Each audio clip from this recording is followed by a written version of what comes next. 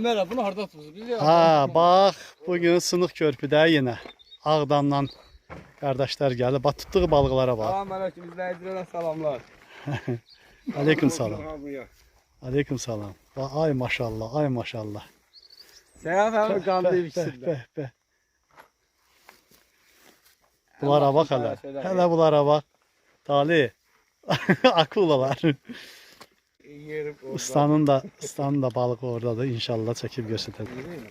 Xoş gəliblər, səfa gətiriblər. Maşallah.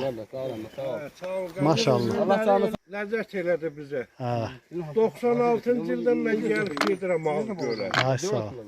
Sırf şu xəstəsiyəm mən. Ha. əmim də Ağdam köynəsən. özündən hep şəhərdə. Sağ baxın saray solu gəlmiş. Və mən videoma baxa-baxa. İzləyirik elə videolarınızı. Elə biz də şuka xəstəsiyik, başqa şey yox. Spilliklə ataq 5-dən 3-dən Allah nə qismət eləsə, Allahım ya qismət eləsin. Balığımızı tutaq, ondan ləzzət alaq. Ay maşallah, ay maşallah. Ay Allah. Bizimki odur. Ha, elədir, elədir.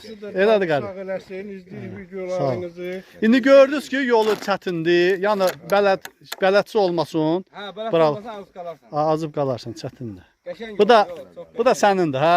Bu da seyaf. Əhsən. Mən də göstərim də. Ha ha ha ha ha ha.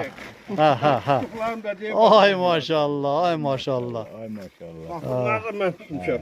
Çok güzel. Allah, Allah. Yəni hamının balığı var da, boş gedən yoxdur. Ya boş elə. Yoxdur, hamının balığı var. Ay maşallah. Ay Allah. Ağzından yersin inşallah. Sağ olun, var Allah canı olun. sağ eləsin. olsun.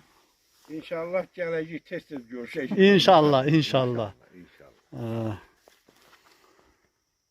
Mən də balıqlarımı çəkib göstərəcəm.